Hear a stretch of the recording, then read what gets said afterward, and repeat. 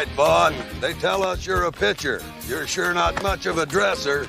We wear caps and sleeves at this level, son. Understood? All right, let's see what you can do.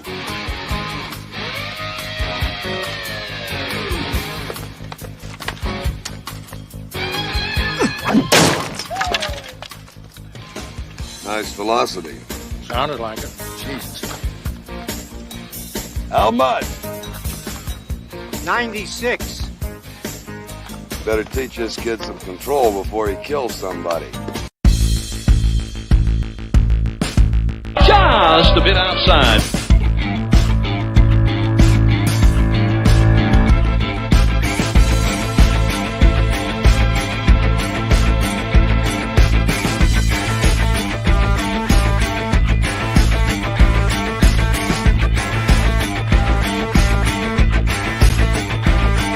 Hello, everybody. Harry Doyle Fantasy Baseball, still working out the kinks of the StreamYard system that Justin and I now use. Welcome in, one and all, Week 5. Yes, Week 5. Harry Doyle Fantasy Baseball. I'm Travis Akins. Glad you're along for just a bit outside the 10-team fantasy league with its very own podcast. And we're going to break down yet again another week of double headers in this 2020 sprint. The standings may have changed just a little, but the top dogs are still top dogs. But we're going to talk about all those double headers. And you know what? We also had a trade deadline this week, and actually tonight as we record, and we'll talk the couple of trades that happened over the weekend, what that means for the 2020 season. And guess what? We will preview Week 6. There's only 2 weeks left in this 2020 season. It's a sprint. We've talked about that. Let me welcome in my broadcast partner, the one, the only, yes, the drinking, Justin Daring. You're on, Justin. Hello. Woo. Oh, man, I was just enjoying that best intro of the season you've done right there, and decided I was just going to pound the rest of that beer while I was waiting for you. Are you celebrating something? I'm sorry? Are you celebrating anything? I'm just celebrating another good week of fantasy baseball and another good week of – that was a crazy couple hours there this afternoon where we'll talk about it in a little bit, but it went from just a one person to a two team to a almost blew up, and then it came back. It's just fun. It was I'm fired up tonight, man. As an owner in Harry Doyle Fantasy Baseball, absolutely. That was a fun couple of hours this afternoon. We will get into all those details. Colby can't join us tonight because he's packing? Or something like moving into a new house. I don't know if that's like I don't know exactly what that is. I mean, I've done it before, but I've never missed a show in the 3 years. I've never once missed a show. Let's check in real quick with Lan Bolding, producer of the Just a Bit Outside podcast. Lan, how you doing?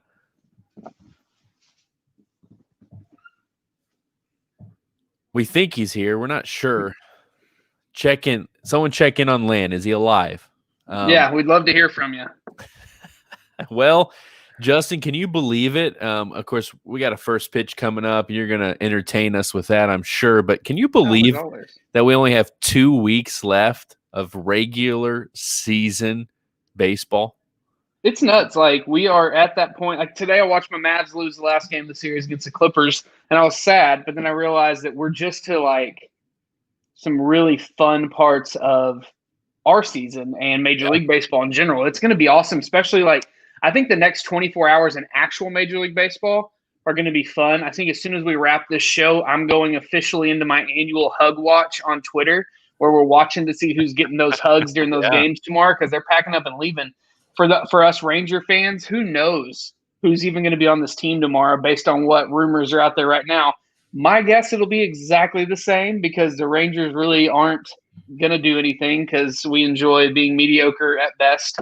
But today was fun. This week has been fun. There's been a ton of trade talks. Even though after last week we said there weren't going to be any big trades, we still had 1-2 big trades. Yeah. It's been a cool week. I mean, I'm just excited to see what is going to happen as we push in the playoffs. Moves are done. Now it comes down to strategic, waiver wire pick. I almost said strategery. Strategic. I'm drunk. It's just going to come down to strategically running your team. Major League Baseball talk. San Diego Padres, are they the team to beat? They got the top 2 players in the league for fantasy. Did you notice that? Yeah. Like, it's Yeah. Tatis, Machado, and it is they're making these moves that they're Wolves. Yeah, remember that. Tigres, Wolves. Cheap, expensive. Well, you know what? It's fun in the fantasy world. It's also incredibly fun in Major League Baseball world when teams are in it. I mean, they're pushing their chips in. And now, granted, the San Diego Padres have such a deep system, right? That what they've seemingly given up prospects, but they haven't sold the farm or anything. And they're gonna make the playoffs, and they're gonna make some noise in those playoffs. I mean, the Braves look great. They made a move to pick up, I guess, Tommy Maloney is his name, or Malone. Hit me up on the comments, Doc Hill, if you're watching. I mean, the Braves are making moves. The Phillies and the Braves are playing right now. I was watching that game before we came on, and the Braves, I think, were up 10-4 maybe when I turned it off. But Acuna got hurt again, of course. Why wouldn't he? But it's just it's fun because everybody sees the opportunity, both in our league and in this shortened season, to go out and pick something up and make a run.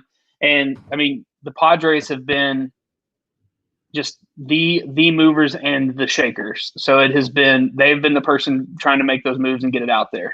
That's a lot of fun. And clearly with Major League Baseball's trade deadline tomorrow, as we broadcast or at least record here on a Sunday night, going to be a lot of fun going into the hug watch, as you put it. Hey, hug watch. How's that arm doing? You ready for a first pitch? I've been warming up for about 4.5 hours, buddy. I'm ready.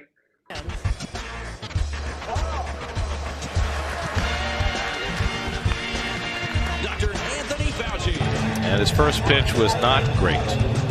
Just a bit outside. Great pitch, Dr. Fauci. I would like to start off first and foremost tonight's first pitch. Rest in peace to the Black Panther. Rest in peace to Chadwick Boseman. We were watching that on a different TV in there, and that was shocking. I don't think anybody knew about that cancer. I don't know if that was public. But my first pitch tonight goes back to some Instagram stories I saw earlier this week on your Instagram as Hurricane Laura intensified. I just want you to know, if you did not download those and keep those for later, you're missing out, because that was perfect. Travis, run us through what your thought was and why you were doing that, and then we'll get into the true meaning of this first pitch and why we're talking social media. Yeah, so what happened, it was very organic. I think as Hurricane Laura was approaching, I read the night before, day before, whatever it was, I just genuinely read a headline to Laura, my wife, and left out the word hurricane, and it sounded scary. She laughed, and I said, you know what? I got something here. It was good. Like 165,000 people evacuate as Laura approaches. That was beautiful. One of my favorites was Laura grows in strength. Congratulations. She's been working out. So first off, I would like to, since you were on Instagram this week, has Instagram Reels hit your account yet? Are you able to do TikTok 2.0 on your Instagram yet? Oh, no. So Instagram released Instagram Reels this week, which is basically just a ripoff exactly what you can do over at TikTok. And it made me start thinking about the history of social media. So tonight's first pitch is going to throw it all the way back to MySpace. Oh, dear. When your first friend was Tom on MySpace. Travis, my question for you in the first pitch tonight, do you remember in MySpace where you had to rank your top friends and that was a big deal? Like you had your top friends? I'm gonna be honest with you. I had a MySpace. I don't remember. Well, I want to put you on the spot right now, and I want you to rank your top friends in this league. If you had to pick your top friends, who would be 1, 2, 3 through 10? You don't have to do them all. Go ahead. You're talking friendship, just baseball friends. Because I'd be number one. I realize that. I realize I'm number one on your baseball friends list. Well, this is true. We We host a podcast for a 10-team fantasy league. I'm guessing you and I are connected into the number one spot somehow. BFFs. Here's the deal with top friends. It was drama if you actually were paying attention and gave, it got interesting in college with MySpace because you had to have the girl you were dating in your top friends, but you also had to have your side chick in your top friends, but you had to be far enough away from the girl you were dating so it didn't look bad. Side chick. Not that I did that. Colleges. I don't know about that. It was a rule at UNT. So I'm number one on your friends list on MySpace. Blake, get the number 2 spot.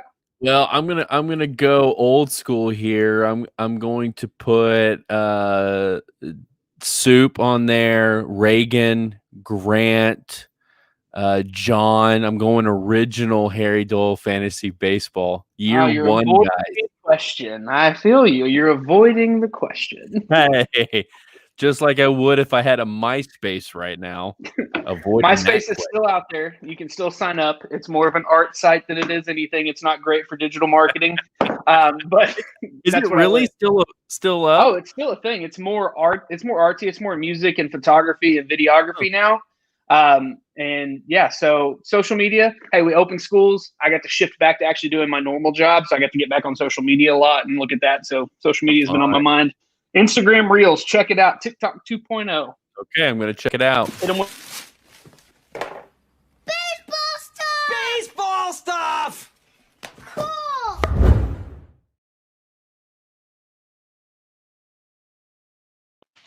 I could tell by the reaction that I gave you, you were not expecting for a baseball card segment right now. I'm ready. I'm always ready. They're on my desk. Justin, our baseball card aficionado here, collecting, trading, selling, making money. Tell us what's in the Justin Deering baseball card collection right now. Justin Deering shifted his mindset this week and is no longer pulling packs like crazy, where I'm going and buying boxes and boxes of cards and opening them and hoping that there's one good card in there. Can I stop you right there? Because wasn't it earlier this past week that you asked me to stop by my local Walmart and go find baseball card packets? That was last week, before the last show. Oh, okay. I'm hoping you're still doing that. I'm hoping you're still doing that, but no. So this week I made a purchase. I can't find any.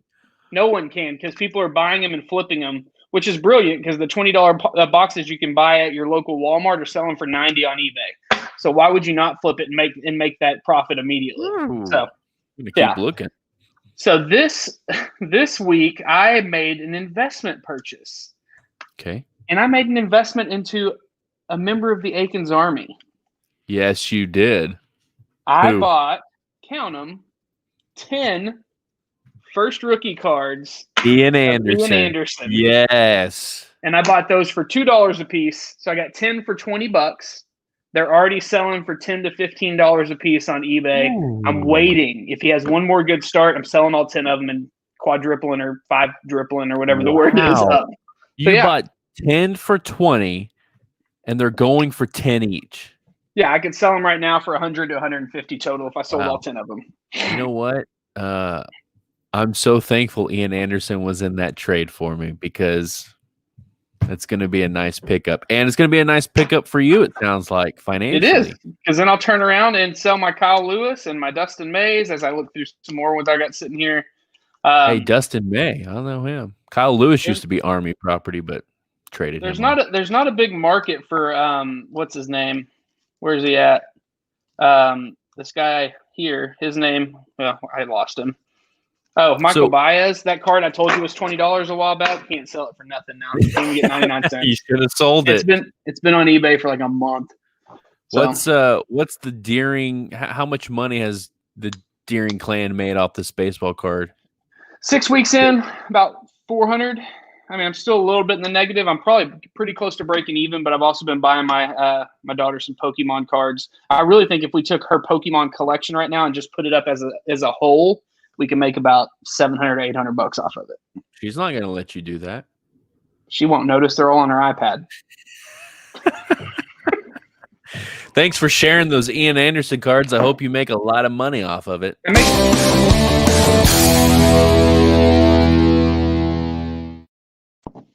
Sorry, Justin. Harry Doyle Fantasy Baseball Week 5 edition of Just a Bit Outside. Welcome along to everybody who's joining us in this live broadcast. We are getting to the big story, Week 5. Double headers all around. And, of course, yet again, Justin, we are here on another podcast talking big story trades. Yes, trade deadline is actually tonight, Sunday, end of week 5 as we record. And you know what? I didn't think we were going to have any trades. We've had 2 big trades that continue to strengthen the rich or the top of the league in Harry Doyle Fantasy Baseball. Justin, you and I were a part of this afternoon, but just in general, you know, if we kind of look at this, Los Tigres, Ebony and Ivory, 2 teams in the playoff picture, they got stronger at this trade deadline. Just general thoughts about what kind of went down here at this trade deadline. Well, for me, it was 100% I talked to you this week in our private message that I was like, man, I built a roster that I loved. I think it's going to be good for many years, but now we're in this 1 year, and I don't like that I'm in 4th place. And I felt like I was legitimately, that's where I was at. That was probably the ceiling with this roster just because of a few injuries. I had like 7. I mean, everybody's got injuries. I'm not saying just me. And I think Wichita White Wolves has 9 guys on the IL right now. But Zach made another move. So I immediately got on the phone and started talking, texting people, trying to make a response. Blow for blow, trying to keep up. Yeah. It was definitely a got to keep up move, just like Land's move a couple weeks ago for Bryce Harper. As soon as Bryce Harper was picked up, conversations were having leading into this week. Yeah. And I mean, it didn't hurt that Colby admittedly said, "Hey, look, my team sucked since week 1. I'm rebuilding. I'm looking for future pieces." But I mean, if you look up and down that 3-team trade right there, plus his trade with Ebony and Ivory, he got a lot of future and a lot of potential.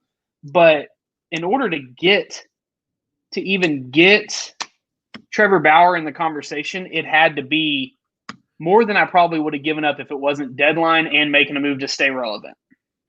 Well, let's talk a little bit of insider information here. You and I were a part of that trade. Obviously, Colby and the Beards of Glory. We're going to get back to Beards of Glory and Ebony and Ivory's Saturday trade of this week. And we'll talk a little bit about that. But full disclosure, Aiken's Army was a last-minute ask to join in on that trade to help seal the deal, if you will. So let's talk a little bit about the genesis of you and Colby's discussion and why Aiken's Army was brought in and how that helped out things. Because 3-way trades, this only happened one other time in this league's history, and it happened to be the same 3 teams. So let's just kind of dive into that a little bit. Well, it was, I mean, me and Colby have been talking probably since week 2.5 about Trevor Bauer. And, you know, if I see a team lose and they have a player I want, I'll always reach out and say, hey, if you're falling out and you need to make a move for some future, holler at your boy. And it wasn't until really, you know, back and forth a few times during the week, but it wasn't until last night late did it finally get to a point of, okay, let's literally build something. We hadn't talked in a while, but finally it came last night. We started talking. And it was down. I mean, we were done. We were done with we were going to have a deal. It was going to be Trevor Bauer and Eric Hosmer for some of the guys that were in the mix. And then, you know, we started talking a little bit more, and I just felt that wasn't a big enough move to keep me relevant, to keep it possible climbing the standings or at least make a play into the playoffs. So I just said, hey, Colby, are you cool if I bring Travis in here? And his response, quote, was, hey, if it makes me better, bring him in. Nice. So he was like, if it helps my team, bring him in. I don't care. So me and you had already had a side conversation for a week about Abreu. And that's where it wasn't just random. There was other conversation that brought in Aiken's Army to the fold. And knowing what your situation is from conversations and from this podcast and your transparency through this podcast about your team, I knew you were looking to stack for next year and just get as many options as you could for this future, that you have built a heck of a future and still have quite a bit of money to roll with for the next couple of years. So I knew draft picks. In my mind, I thought draft picks would probably help you out a little bit there. the first offer that came out was you immediately are like hard no. And I was like, I threw extra stuff in there to bring you in. Shut up. Like, like, come on now. So we started talking, and it was actually like a really good trade negotiation where someone would throw something out. Someone would say, no, I'm not cool with that. And instead of getting pissy and being like, we're done here, it just kind of formulated into what it was. And we ended up with the final deal that we had there. I mean, Teoscar Hernandez was not in the conversation when the three people came together. But as more things started adding up for my team disappearing, I threw a name out and said, hey, can we throw this name in there? And here we are. It worked out because everybody felt like they won for their purpose. And it's not about me beating you guys in a trade, though I would love to beat you guys in every trade. That's not going to happen. It's about everybody filling the need that they need. And that was honestly, I think I said it in there, this is how a trade should work, is we all feel like we did the right thing. Absolutely. And from a owner of Aiken's Army standpoint, I agree, right? I gave up a lot of 2020 points, but what I gained was more assets for the future. And that's where I felt my team and my franchise is at the moment. Let's just recap this very quickly because it's a very complicated big trade. Los Tigres, you sent Chris Bryant, Mackenzie Gore, and Xavier Edwards to Colby's Beards of Glory. You also sent Michael Kopich. Am I saying that right? Let me know, Chris, on the text or on the comment section. And your first round minor league draft pick to Aiken's Army.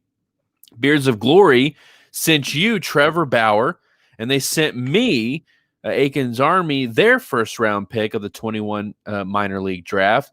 Army then sent to you, Justin, Jose Abreu, Teoscar Hernandez, and then also sending minor leaguer K. Brian Hayes to Beards of Glory. So a lot of moving pieces, and clearly Aiken's Army and Beards of Glory were looking future, looking assets, looking control. And what made that happen was a team like Los Tigres, like you, Justin, were saying, you know what? 2020, I have a chance. I have a shot. And the rich are getting richer at the moment. And if I'm going to keep up with the Joneses and have a chance at a bobblehead here in 2020, I'm going for it. I mean, if we look back at the beginning of the season when Chris put out his minor league rankings, we were number two right under Aiken's Army, I believe.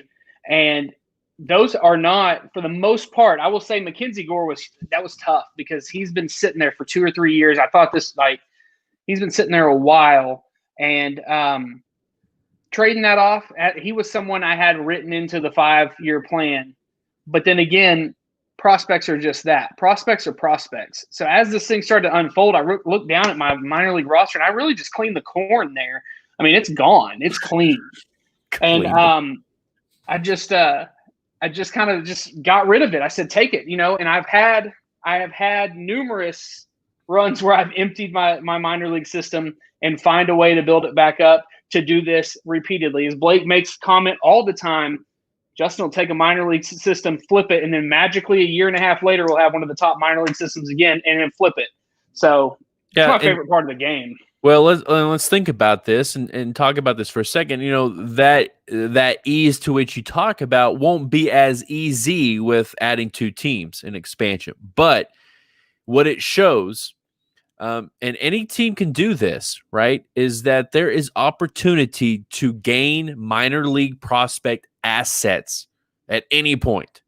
And, the way the minor league ranking systems work is you're gaining potential, sure, but you're also gaining, trade assets for other players. And so it's not as if that's a incredibly difficult thing. As you mentioned, there's ease to it, but there's also a benefit to your franchise to it, right? Because heck, if 1 or 2 guys pans out, you got guys at cheap rookie contract prices to allow you to, to afford a Bryce Harper, to afford a fill in the blank, a Nolan Arenado, whoever it may be at a higher contract. And so there's just a lot of smart business and franchise structuring there.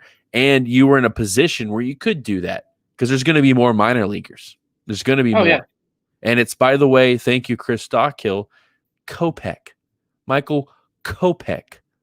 I can always count on you, Chris. Thank you. Let's jump over and take a look at that other trade. That Ebony and Ivory, and my computer just froze. That's great. Ebony and Ivory and Beards of Glory kind of kicked off the finale of 2020's trading ability, at least through this season here. Beards of Glory sent over to Zach's Ebony and Ivory, Freddie Freeman, Archie Bradley, and the hurt Charlie Morton right now.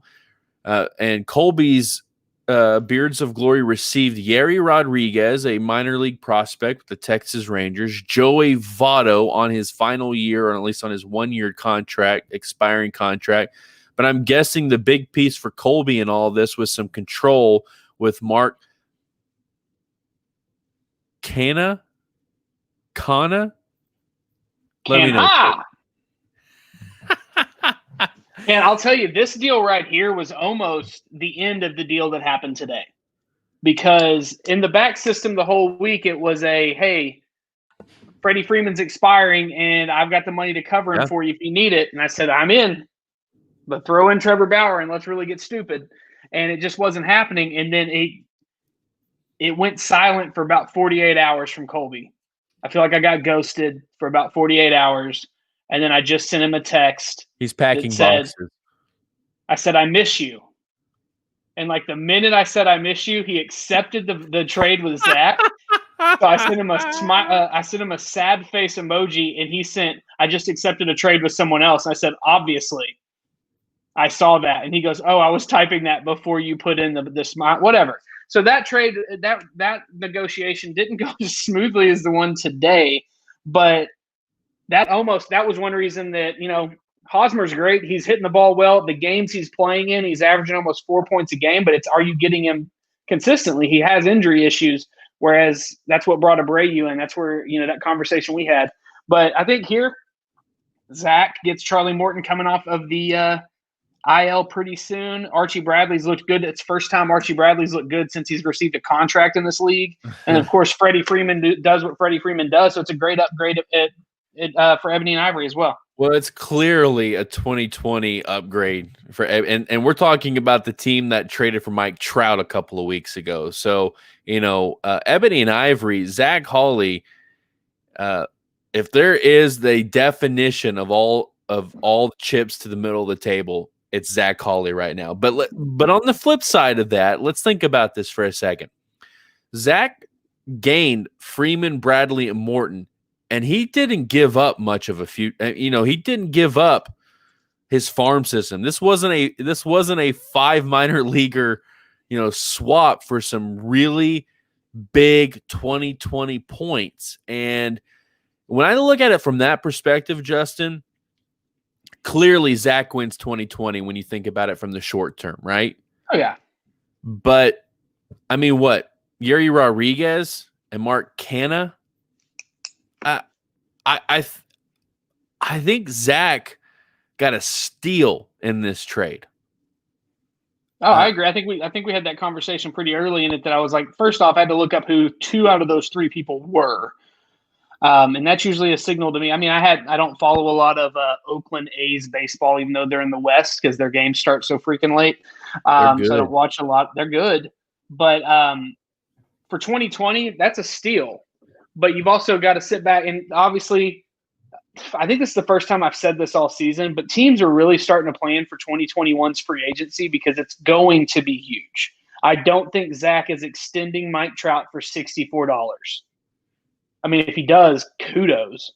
But I don't know how you can. How you can. Yeah, so you've got Trout. You've probably got Betts coming out. You've got some big name pitchers coming out. You've got a bunch of different options coming out next year. So going in all in this year and opening up some of that cash next year is great.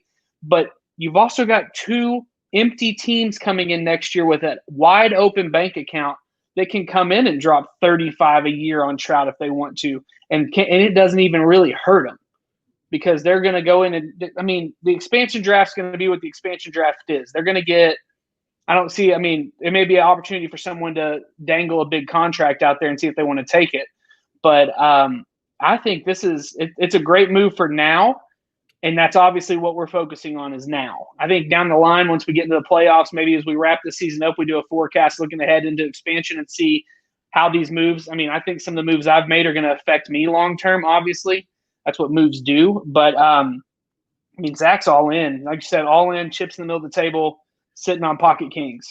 Well, and there is nothing more exciting in sports when a team is going for it, when they got their foot on the pedal and they are just and so from a competitive standpoint, sure, there are teams that are looking towards 21 and beyond. Okay.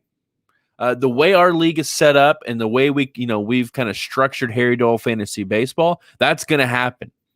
It just is. We have contracts.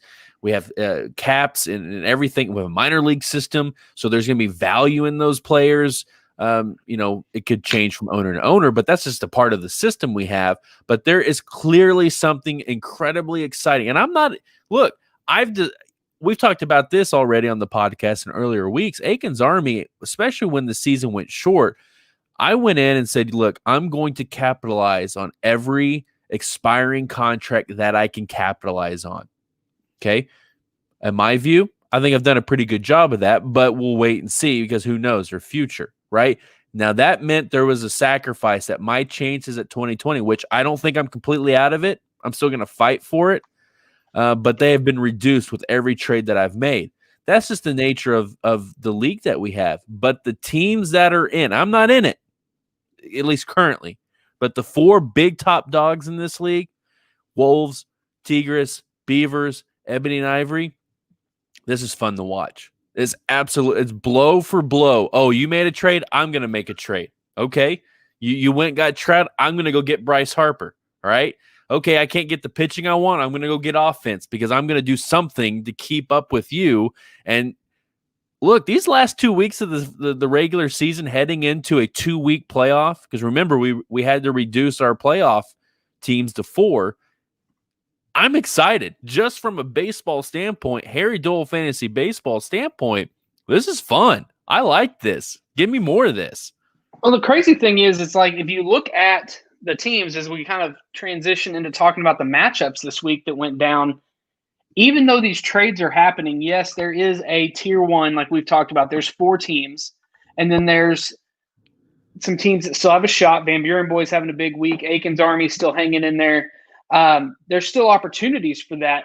But if you look at the points that are being put up, points are still surplus. There's still a ton of points being put up. I mean, 2 weeks ago, would we think that we'd be in our second week of talking about extra 21s going over 300 points? Did we think we'd have another week where, the Van Buren boys put up 331 and they're going to lose? I mean, people are making trades. People aren't making trades, but points are still being put up. So even here at 9:45, we've got an hour and 14 minutes till the trade deadline. There's points out there to go get. Now, are you going to get anybody to answer their phone at 10 o'clock on a Sunday night? That's up to you. Make that happen. But there's opportunities from top to bottom in this league to go make your team better, even if you're in a 5th, 6th, 7th, and 8th place spot. It just depends on what your future looks like. It depends on what your thought process is, and if you're playing for this year or playing for next year. Let's talk a little bit about week 5. Doubleheaders once again, which is the norm for 2020 in this strange season. We've looked at, some teams that I think there's probably a couple of teams here that got to be really happy with the week 5 that they had. There's got to be some teams that wished maybe their week 5 went a little bit better, but let's start with extra 21s as you just mentioned them. They go 0-2 this week, but if you're Bobby, you know what? That's not a terrible 0-2 in week 5. Losing to Van Buren boys, losing to the Wichita White Wolves, but as you mentioned, going over 300 points. The extra 21s cannot be taken lightly. Bobby's going to put good teams out there in these last couple of weeks of regular season baseball to play spoiler. And extra 21s are going to do what they can to make this happen. We're also talking Los Tigres. Los Tigres goes 1-1. I'm guessing Los Tigres is probably one of those teams that wish Week 5 gone a little bit better. But you know what? Los Tigres, after some trades, is looking like, hey, things are looking up going into Week 6. Defeating Blake, censored by the commish, but losing to Wichita White Wolves. And to be fair, Sunday Night Baseball isn't completely over, but we are heading into the 9th inning as we record the Week 5 episode of Just a Bit Outside. Bolding Beavers, top dogs of the week. Land's Bolding Beavers have been trending up all season. And Bolding Beavers, 344 points, defeating Van Buren Boys and Ebony and Ivory. It's a big week for Land's Bolding Beavers. And, that pitching staff is incredibly scary for any team facing them, right? Censored by the commish, taking down Royal Ruckus for a victory here in Week 5. Royal Ruckus losing that game and their game against Colby's Beards of Glory. I'm sorry, defeating Colby's Beards of Glory. Beards of Glory going 0-2 against Royal Ruckus and Aiken's Army.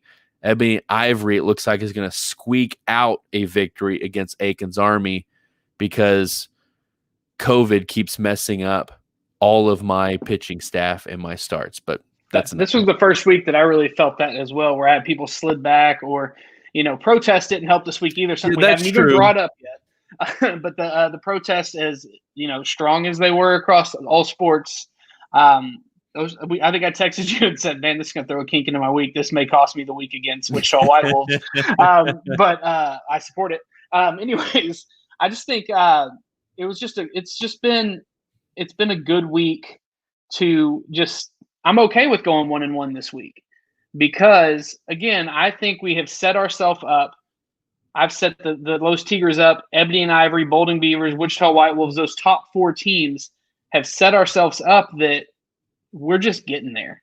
When we get to the playoffs, who knows what will happen? You've got a 1-game shot, and it is 1 game all in, see what happens, get your 10 starts, find that plug-in to get that 10th start if you need to, and just raise hell. Now, do I want to be in the 4th position taking on Wichita White Wolves in Week 1? It's going to be a fun matchup. I got to beat them eventually anyways, right?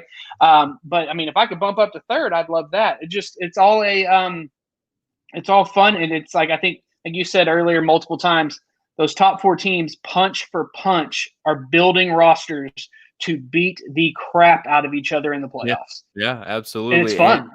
And if you're curious, with an hour and so left in the trade deadline timeline, if you're listening to Just a Bit Outside live here on YouTube, you know what?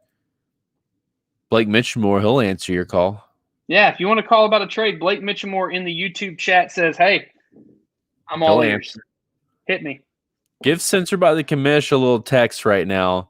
Everyone who's listening live to Just a Bit Outside, you can get in. And now if you're listening to this on a podcast a day later, sorry. You can still basically, Chris Dockhill should text Blake, and Blake should shoot down any offer Chris Dockhill has. You know what? I have a feeling those two, if they haven't already, are talking about something. That's my guess. So, you know what? Wichita White Wolves, again, Sunday Night Baseball, so Fantrax hasn't completely updated here. Man, Braves 11, Phillies 10 heading into the 9th. Talk about a barn burner. It was 10-4 whenever we started this thing. 11-10 Braves heading into the 9th, Sunday Night Baseball. We'll keep you posted on that one because everyone loves a good update from a score that they got in the morning after, even though the podcast is being recorded. You remember that time we recorded the podcast and live play-by-play the game that was tied in extra innings, and everybody was like, that was so dumb. Wichita White Wolves, they're going to sit again at the top of the league, first place. They'll be 9-1 heading into Week 6. Bolding Beavers sitting in that second place spot, only a game behind Wichita White Wolves at 8-2 heading into Week 6. Now, Justin, help me out. You and Zach both went 1-1, correct? Correct. So it should stay 3-4. Should be exactly the same because of points. Yep. Yeah, and the points will be a little different there. I'm not sure how that'll shape up, but record-wise, 8-2 for both Ebony and Ivory and Los Tigres to round out the playoff top 4 of Harry Doyle Fantasy Baseball. Aiken's Army went 1-1. Van Buren boys because 1-1, 0-2. What did they do? 1-1 because they scored 331 and lost to Land. So Army and Van Buren boys still sticking around, still putting out a little hope there. Big week for both those teams, I would predict, heading into week 6 for any shot at playoff hopes. Going 5-5 heading into week 6. Justin, we'll preview week 6 just a little bit, but kind of connecting week 5 to week 6. How big of a week is week 6 coming up? Well, week 6 is basically, playoff picture will be set after week 6. Unless all 4 of the top, or if Ebony and Ivory and Los Tigres go 0-2, and you go 2-0, and Van Buren boys go 2-0, that will make week 7 very interesting. But if just an even split at 1-1 by either team, we're slowly but surely that playoff there, we could be talking. Those top 4 teams are set in the playoffs. Now it's a matter of who's going to be ranked what. Based on my quick math calculations after a couple beers, I think we can lock down the playoffs after week 6. I think we're even closer to eliminations in week 6, right? The bottom of the standings here, Extra 21s, Royal Ruckus, Beards of Glory, and Censored by the Commish.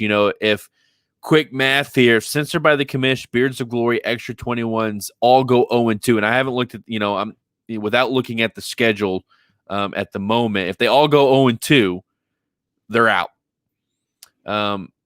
Royal Ruckus loses 1. It looks like they're going to be out. They're just not going to have a chance to make the playoffs in there. So I think they may already be mathematically out.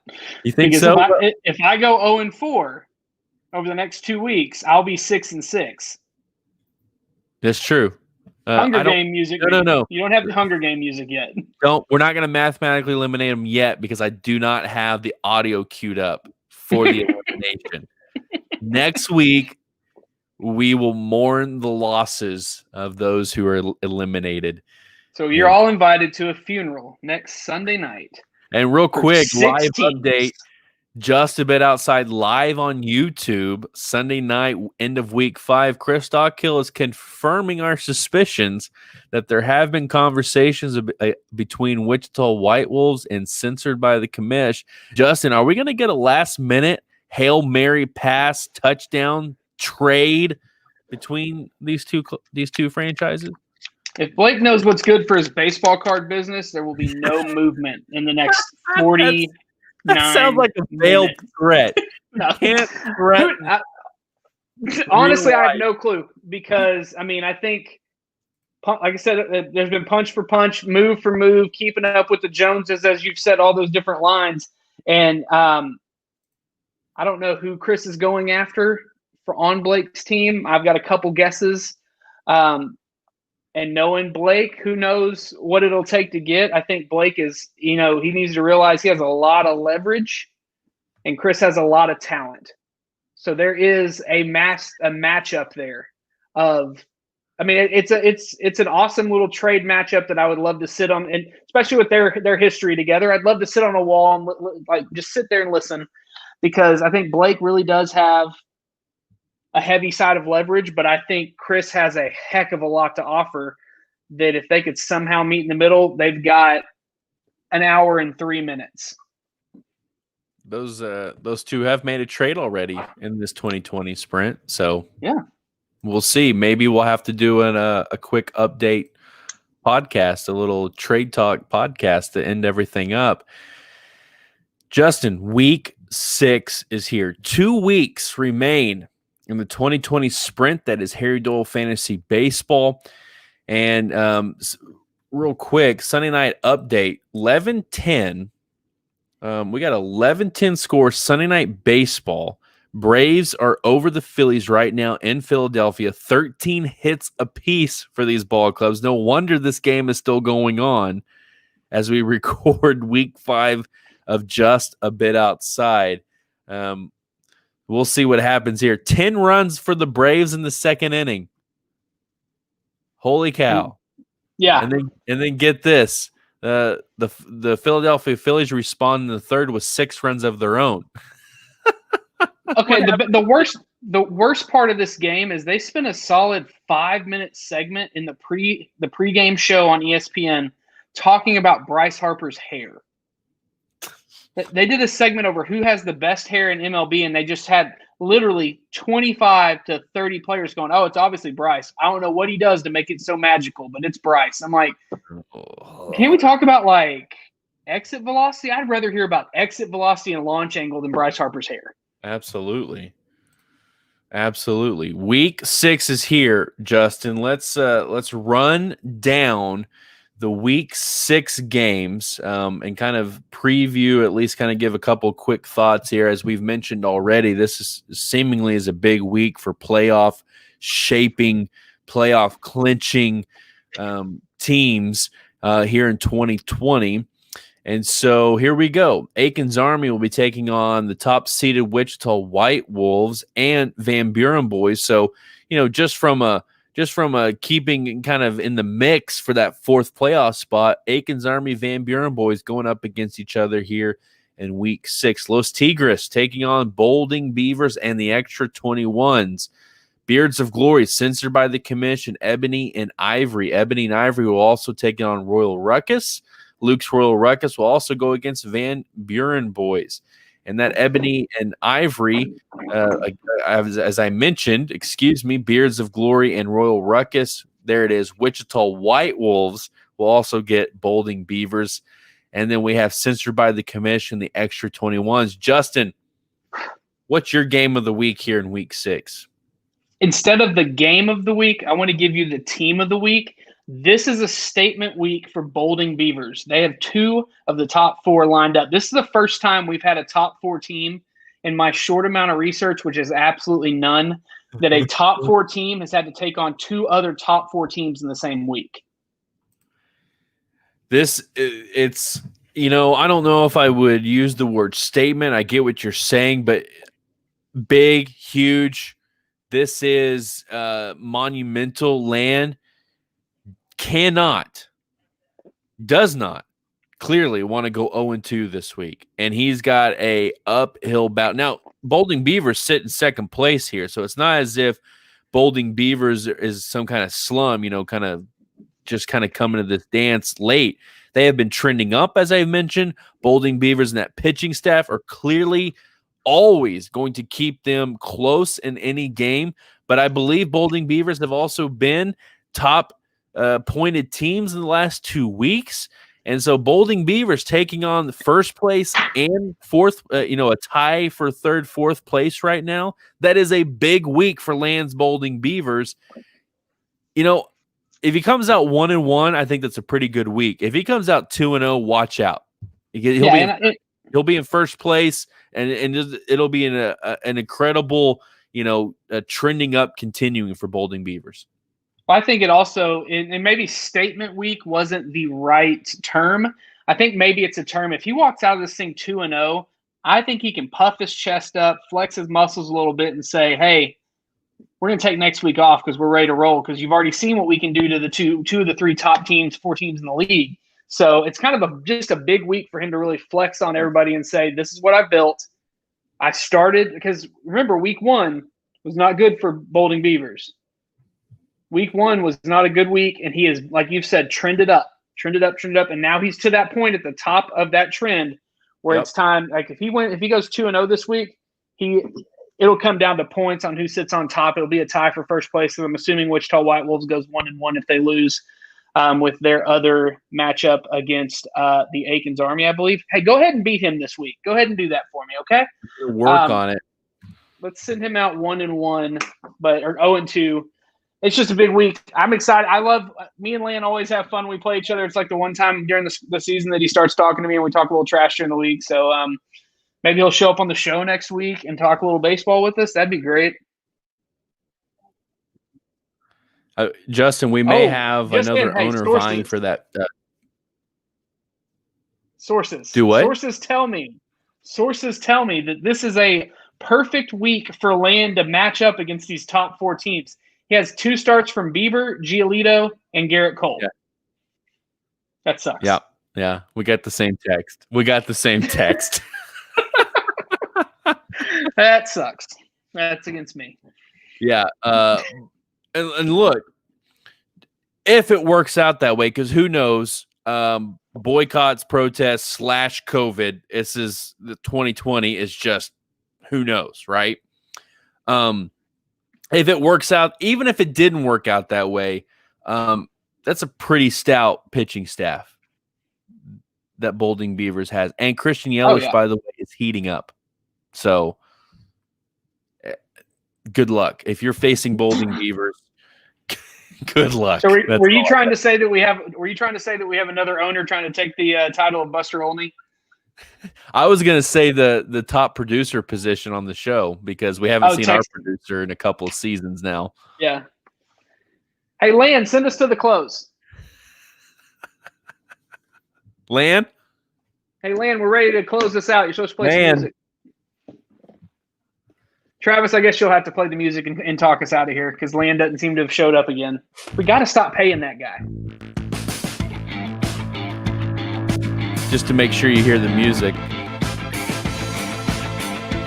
Justin, always fun to talk a little Harry Doyle Fantasy Baseball. Week 5 is in the books. Will we see any movement in those top 4 positions? For Justin Deering, I'm Travis Akins. So long, everybody. Bye-bye.